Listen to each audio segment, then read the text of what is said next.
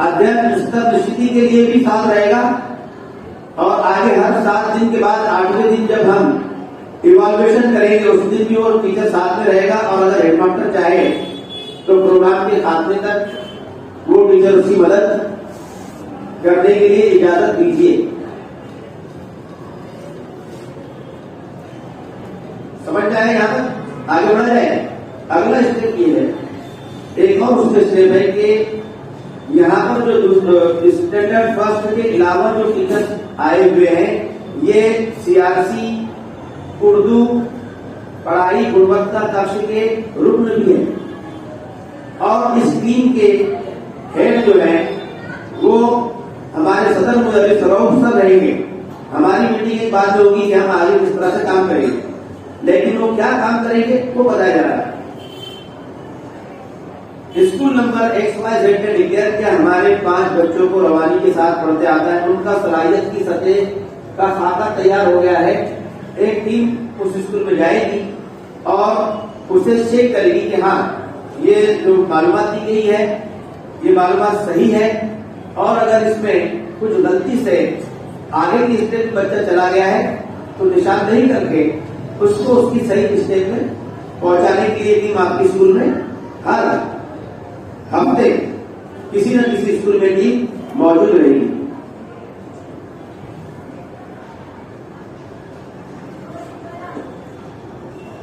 उर्दू गुणवत्ता कक्ष इसकी एक जिम्मेदारी ये भी है कि वो हर स्कूल में जाए, रवानी से पढ़ने वाले तालिब इल्मों की 5 मिनट तक की रीडिंग ले। मेरे स्कूल में 10 तालिब इल्म है जिनको मैंने डिक्लेयर किया कि रवानी से उर्दू पढ़ते हैं। गुणवत्ता कक्ष की टीम के 2 मेंबर वहां पर गए।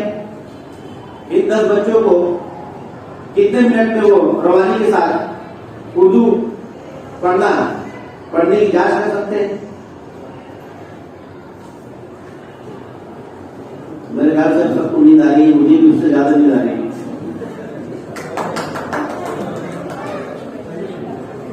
मैं आपसे सवाल कर रहा हूं कि कितने मिनट लगना चाहिए? 25 मिनट। तालिब से बात है, जिन्होंने जॉब दिया उनके लिए जोरदार तालियां बनती है, जोरदार ऐसी है। तो अगर देखिए सेशन परिषद के बाद किसी भी 5 मिनट के बाद छुट्टी सबकी। आप तो तालियां बनती है, बन रही नहीं सर, आपकी बातों का पूरा असर हो रहा है। हमारे सियासी साहब और तमाम सलाम, अस्सलाम वालेकुम रहमतुल्लाहि व बरकातुहू। जो आपने प्रोजेक्ट शुरू किया है इसके लिए अपनी नई ख्वाहिशात का इजहार करता हूँ। अल्लाह करे कि ये जो सिलसिला है ये कामयाब हो और जिस जोश व खरोश के साथ में, जिस तैयारी के साथ में इसका आगाज किया जा रहा है, ये जोश व खरोश जो है ये हमेशा कायम रहे। बहुत सारे प्रोजेक्ट जो हैं वो पूरी तैयारी और तनदही के साथ में आगाज होता है, लेकिन वो उस तरह से तकमील को नहीं पहुंचते। तो क्योंकि ये जिस काम की आप लोग बात कर रहे हैं, जिसके लिए हम लोग यहाँ जमा हैं, ये बड़ा थका देने वाला काम है। ये बहुत सब्र आजमा काम, ये घास फूस की खेती करने का काम बिल्कुल नहीं, बल्कि ये शाहे बरूद के दरख्त लगाने का काम। तो इसमें वो लोग जिन्होंने यहाँ बीज बोए और उधर फसल का इंतजार कर रहे हैं, उन लोगों का काम यहाँ पर नहीं। जो बीज बोने के बाद में पानी देते रहे, पानी देते रहे, पानी देते रहे और धीरे धीरे धीरे धीरे दरख्त को अपनी आंखों के सामने इस तरह से बढ़ते हुए देखें कि उसके बढ़ने का एहसास न हो, कि समझ में ना आए कि ये बढ़ रहा है जबकि वो बढ़ रहा है। तो ऐसा जो सब्र रखते हैं उन लोगों का ये काम। तो अगर आपने इसका बेड़ा उठाया है तो इसका मतलब है कि बहुत बड़ी हिम्मत आपने की। और ये बात मैं इसलिए कह सकता हूं कि हमारे यहाँ रईस हाई स्कूल में हम बहुत अरसे से इस कदर पुख्ता तो नहीं, लेकिन इस नौयत के छोटे मोटे 2 या 3 प्रोजेक्ट तब्दील कर करके हम यहाँ पर चला चुके। 5वीं जमात से जो बच्चे 4वीं जमात पास करके हमारे यहाँ पर हमारा एंट्री लेवल फिक्स है, तो वहाँ जो बच्चे आते थे तो उनका जब हम जायजा लेते थे, जिसे हम बेस लाइन टेस्ट कहते हैं, जिससे मालूम होता है कि बच्चे की सतह क्या है, तो उससे अंदाजा हमें होता था कि अक्सर जो है यानी 50% स्टूडेंट 240 जो एडमिशन होते हैं उसमें से तकरीबन 120 या 130 बच्चे हुरूफ तहकीक की शनाख्त करने और गिनती की शनाख्त करने से हासिल होते हैं। तो हमारा काम वहां से शुरू होता है। तो अलग अलग नौइयत के हमने काम करने की उसमें कोशिश की, नाकामी हुई तो तजर्बे की रोशनी में उसमें कुछ तब्दीलियां करके फिर उस प्रोजेक्ट को लेकिन हमने जारी रखा। तो हमको उस वजह से पूरी तरह से अंदाजा है कि इस वक्त जो प्रोजेक्ट आप लोगों ने तैयार किया है इस मसले पर काबू पाने के लिए, तो वो मैं समझता हूं कि आपने बहुत सही मकाम पर सही तरीके से और सही ताकत के साथ में हिट किया, at right place with right force, और इंशाल्लाह इससे वो मसला हल होगा, बिल्कुल होगा। इसमें जो लेवल्स आप लोगों ने कायम किए उसका कमाल क्या है, इसमें देखिए मंसूबे बहुत सारे बनते हैं और फिर उस पर काम भी शुरू होता है जोश और खरोश के साथ। आगे जो मसला पैदा होता है वो नंबर 1 कि इम्प्लीमेंटेशन उस तरह से नहीं हो पाता। अगर इम्प्लीमेंटेशन हुआ तो वक्तन फवक्तन उसका फीडबैक यानी स्टेटस रिपोर्ट नहीं आ पाती। अगर स्टेटस रिपोर्ट भी आए तो फिर उसका तज्जिया करके उसकी बुनियाद पर अगला कदम, जिसे हम लोग रेमेडियल स्टेप कह सकते हैं, वो लेना, ये जंजीर है। अगर ये जंजीर पूरी ना हो तो ये काम जो है फ्लॉप हो जाएगा, कितनी भी मनसूबाबंदी के साथ भी। आप जो काम कर रहे हैं उसकी पहली खूबी ये है कि नंबर 1 इट्स सिंपल, सादा है जहां तक मैंने समझा। लेकिन अगर इसमें कहीं थोड़ी सी भी पेचीदगी हो तो उस पेचीदगी को आप दूर कर दें। वजह यह है कि उसूल है the best solutions are those solutions which are simple. तो simple solutions are the best solution. Plan जितना पेचीदा होगा कि ये होगा तो फिर उसको बताया जाएगा, फिर वो उधर से इसको बताएगा, फिर उसके बाद में ये होगा। तो ये पेचीदगी अगर इसमें है तो उस पेचीदगी को दूर करें। लेकिन मैंने जो समझा कि सिंपल ये बहुत सादा है।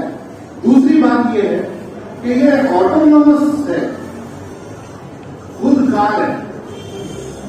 अगर इसकी कोई स्टेप पूरी नहीं हो तो ये आगे नहीं बढ़े, वहां अटके हो। जैसे हम स्कूल में कोई काम तय करते हैं कि स्कूल में ये काम करना, अगर उसको टाइम टेबल में न डाला जाए, टाइम टेबल के स्लॉट में अगर उसका एक स्लॉट ना हो, तो हमको ये तजुर्बा है बिल्कुल बहुत अच्छी तरीके से कि 2 महीने के बाद में देखिए कि वो उसका क्या हुआ, तो मालूम हो कि ये तो 1 महीने से बंद हो गया है, 1 महीना पहले से ये चल ही नहीं रहा है। लेकिन अगर यही चीज टाइम टेबल का हिस्सा होगी तो वहां जिस दिन वो अमल नहीं होगा वहां पर वो अटक जाए, और जब अटकेगा तो मशीन आवाज करेगी। मशीन आवाज करेगी तो आपको मालूम होगा कि अरे ये यहाँ पर होता है। इसकी खूबी ये है कि जिस तरीके से लेवल 1 के बाद में लेवल 2 के बाद में लेवल 3 जो दर्जा बदर्जा ये आगे जा रहा है, तो इसमें एक अच्छी खूबी ये है कि हर अगले मरहला जो है वो पिछले मरहले का मोहताज है और ये खुद कार तरीके से आगे जाए। हम लोगों ने इससे पहले रऊफ सर यहाँ पर बैठे हैं, अब्दुल करीम सर यहाँ पर बैठे हैं। पिछले 20 साल हमने बड़ी बड़ी ट्रेनिंगों भी गुजारी, बड़े बड़े अल्फाज, लच्छेदार तकरीरें और बड़ी बड़ी हिकायतें, बड़ी बड़ी दास्तानें लोगों के सामने बयान करते हुए हमारी 30 साल की जिंदगी गुजर गई। लेकिन जो काम हमको ग्रास रूट लेवल पर करना चाहिए था वो आज हमको समझ में आया है और आज हम लोग उसी को आपके सामने पेश करने के लिए अपनी शिक्षण परिषद रखी गई। मैं कुछ दिन पहले दलाई लामा का एक इंटरव्यू देख रहा था। दलाई लामा तिब्बत का एक धर्म गुरु होते हैं और उनके साथ साथ वो लोग उसके पॉलिटिकल लीडर भी होते हैं। दलाई लामा एक ऐसी शख्सियत को बनाया जाता है तिब्बत में जो मैन ऑफ विजडम हो, इंतहाई बुलंदेश, इंतहाई अकलमंद, ज़हीन, फकीर और भरपूर शख्सियत के मालिक को दलाई लामा बनाया जाता है। दलाई तिब्बत में समंदर को कहा जाता है और लामा गुरु कहा जाता है। यानी गोया उसका मतलब ये है कि समंदरों जैसा विजडम, अकलमंदी, जहानत रखने वाला गुरु। तो उसने दलाई लामा ने एक छोटी सी कहानी सुनाई थी जो कि फोक विजडम की एक जबरदस्त शाहकार है। वो कहानी कुछ यूं थी कि उसने कहा कि खरगोश इंतहाई चालाक था। उसने जंगल में एक शेर को समझा बुझाकर, बेवकूफ बनाकर एक ऐसे गार की तरफ या एक ऐसी वादी की तरफ ले आया जहां पर बिल्कुल अंधेरा था और वो गड़ा गहरा था। और उसने शेर से कहा कि मैं आपको एक ऐसी जगह ले जा रहा हूं जहां पर बहुत शिकार है और वो शिकार जो है आपके सामने खुले पड़े हो।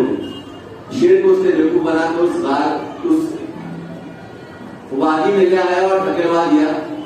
अब शेर तकरीबन 1 हफ्ते तक वहां पर बिना ग़िज़ा के बेसुध पड़ा रहा, मरने के करीब पहुंच गए।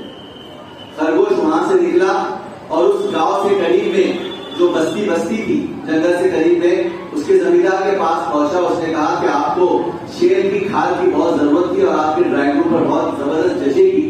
मैं आपको एक शेर की खाल उतरवा के देता हूं, आप चलिए मेरे साथ। खरगोश के पीछे पीछे जमींदार चला। उसके बाद खरगोश पहुंचा चीलों के पास और उसने चीलों से कहा कि मैं आपको आपके लिए बहुत जबरदस्त बंदोबस्त करके आया हूं। जमींदार अपने खेतों में नहीं है और उसके जो घोड़े हैं वो बिना किसी मालिक के घूम रहे हैं। आप आसानी से जाकर उनकी पीठ पर जो मौजूद गोश्त है, जो कि चीलों को बहुत मरगूब होता है, वो आप गोश्त सकते हो। चील अपने घोंसलों से निकले और ये जो खरगोश है वो पहुंचा चरवाहे के पास। उसने कहा कि चील अपने घोंसलों में नहीं है, आप जाकर उनके घोंसलों से उनके अंडे हासिल कर सकते हो, जो कि बहुत कीमती और बहुत मरगूब ग़िज़ा होती है वहां के लोगों को। चरवाहे निकले चील के अंडे हासिल करने के लिए। ये खरगोश और आगे पहुंचा भेड़ियों के पास और उसने कहा कि चरवाहों ने अपनी बकरियों को बिना किसी की सिक्योरिटी के छोड़ दिया है, आप जाइए और बेताशा उसका शिकार कीजिए। अब ये पूरी कारस्तानी करके खरगोश के ऊंचे मकाम पे पहुंचता है और नीचे का मंजर देखता है। और मंजर कुछ यूं है कि भेड़िए बकरियों का शिकार कर रहे हैं, चरवाहे चील के अंडे चुरा रहे हैं, चील घोड़ों की पीठ नोच रहे हैं और घोड़ों का जो मालिक जमींदार है वो शेर की खाल उतार रहा है। अगर हम लोग ऊंचाई से हमारे इस एजुकेशन सिस्टम को देखें या भिवंडी म्युनिसिपल कॉर्पोरेशन के अंदर मौजूद जो स्कूलों के एजुकेशन सिस्टम को देखें तो वो कुछ यूं है। हमारे यहाँ पर एसएससी का रिजल्ट बहुत खराब आ रहा है। जब रिजल्ट खराब आता है तो जो ट्रस्टीज यानी भिवंडी कॉर्पोरेशन की हाई स्कूल हो तो कमिश्नर या डिप्टी कमिश्नर, और प्राइवेट स्कूल है तो स्कूल की ट्रस्टी, वो प्रिंसिपल को चिल्लाते हैं कि तुम्हारी मनसूबाबंदी ना होने की वजह से, मेहनत ना होने की वजह से रिजल्ट खराब आया। प्रिंसिपल हाई स्कूल की टीचर को चिल्लाता है और हाई स्कूल की टीचर ये शिकायत करते हैं कि प्राइमरी से हमारे पास जो बच्चे आए हैं वो बुनियादी जबान से और बुनियादी मैथ से बिल्कुल ना बलद थे। हम लोग अपना सिलेबस कंप्लीट करते कि हम लोग ये काम करते थे। अब उनके सामने भी मजबूरी है। अब वो जो प्राइमरी की टीचर है वो पेरेंट्स के ऊपर पूरा इल्जाम थोपता है कि हम लोग अपना सिलेबस कंप्लीट करें, कि ये पेरेंट्स को चाहिए कि अपने घर पे बच्चों को कुछ वक्त दे और ये उनको ये बुनियादी मैथ और बुनियादी जबान पढ़ाएं, जबकि ये जिम्मेदारी हमारी थी। अगर हम इस पूरे सिनेरियो को बदलना चाहते हैं, इस पूरे मंजरनामे को अगर ऊंचाई से हम लोग देखें और इसको तब्दील करना चाहते हैं तो हमको इस 15 जो तब्दील जो अबरार सर ने बताई है और ये एलिजिबल है, इसमें जितने भी मशवरे आप लोगों को दिए जाएंगे ये मशवरे हमको कबूल है कि आप इसके अंदर मशवरे दीजिए, हम लोग इसको पूरी तरह से चेंज करने के लिए तैयार